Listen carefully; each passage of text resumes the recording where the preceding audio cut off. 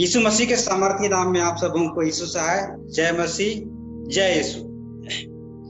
तो आज मैं मेरे जीवन में परमेश्वर का जो अनुग्रह और आशीष मुझे अनुभव और मेरे साथ हुआ है, मेरे परिवार के साथ, उसको मैं आप लोगों के साथ बांटना चाहता हूं।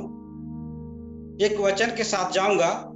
प्रेरितों के काम अध्याय 16 उस 31 पद में लिखा है, प्रभु यीशु मसीह पर विश्वास कर तो वह तू और तेरा घराना उद्धार पाएगा।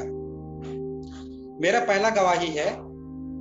मेरा जो परिवार था वह पूर्व में सांसारिक जीवन व्यतीत करता था और मेरे परिवार में हर एक पुरुष का जो पहली पत्नी हुआ करती थी, उनका बच्चे होने के पूर्व या बाद में मौत हो जाया करता था।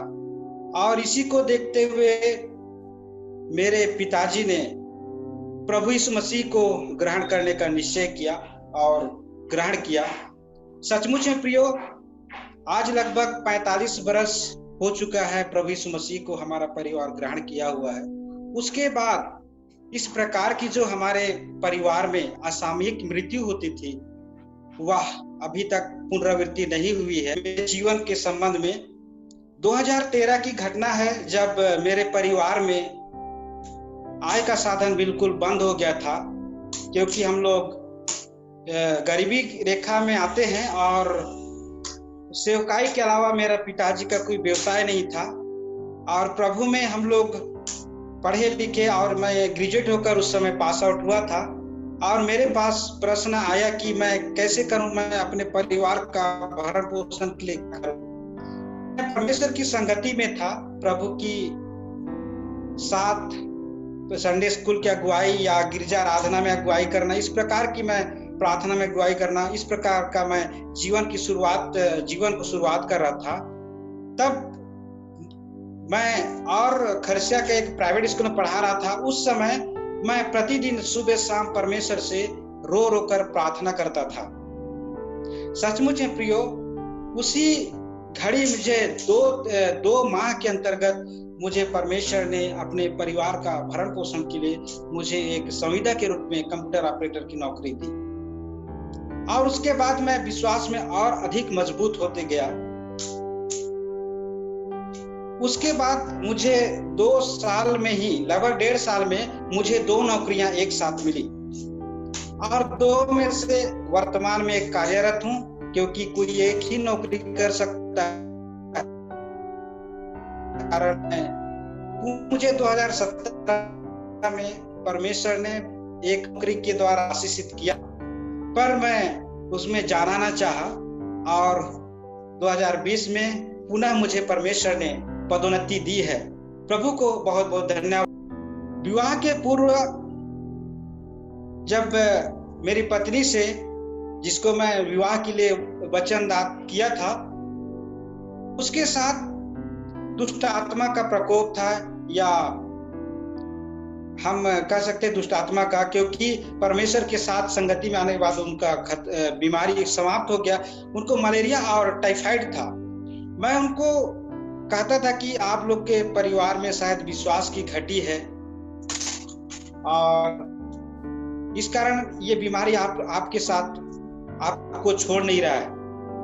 और मैं ये भी कहा कि आप मेरे परिवार में आएंगे, उसके बाद बीमार शायद ठीक हो सकता है, क्योंकि हमारा जो परिवार है प्रभु की संगति में, क्योंकि पिताजी सेवकाई में हैं और हमें प्रतिदिन सुबह शाम की प्रार्थना में हमें शिक्षा देते थे प्रभु के साथ जीवन व्यतीत करने की।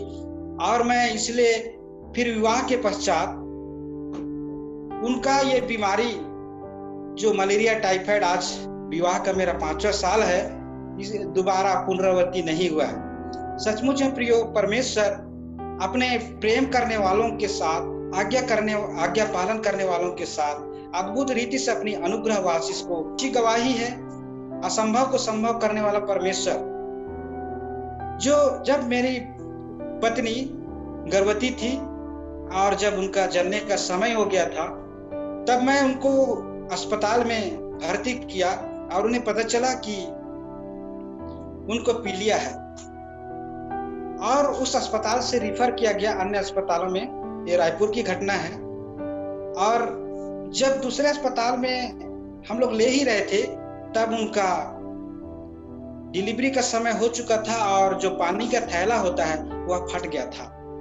इसी दरमियान मैं हमारे बड़े भाई संदीप तिर्की को मैं कॉल किया था कि आपकी बहन दीपिका का डिलीवरी होने वाला है और इस प्रकार की घटना हो गई है। और डॉक्टर के द्वारा जवाब दे दिया गया था कि मैं बच्चे को तो नहीं बचा पाऊंगी, पर आपकी पत्नी को मैं बचा सकती हूँ, बच्चे को ऑपरेशन करके निकालना पड़ेगा।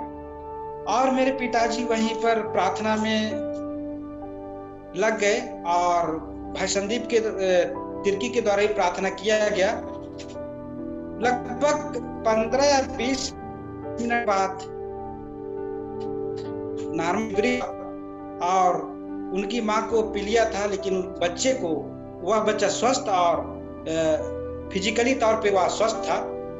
प्रभु को धन्यवाद हो कि वह जो असंभव कार्य था डॉक्टरों के द्वारा नकारा गया था, उसके बाद भी हमें एक स्वस्थ बेटा प्राप्त हुआ। इसके अलावा और भी संपूर्ण जीवन में आज प्रभु ने हम सबों को आशीषित किया है।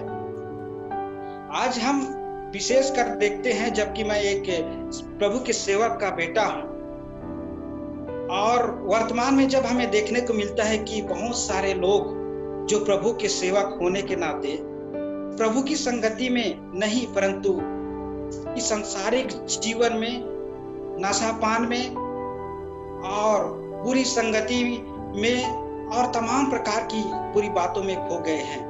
मैं उनसे निवेदन करना चाहता हूं, प्रार्थना करना चाहता हूं, आप जब हमारे माता पिता हम सबों को प्रभु का वचन सुनाते हैं और उनको भी सुनाते हैं, आज हमें मनन चिंतन करने की आवश्यकता है। क्या हम आज प्रभु की संगति में अपना जीवन व्यतीत कर रहे हैं? यदि नहीं तो हमें जरूरत है कि हम प्रभु के साथ अपना जीवन व्यतीत करें।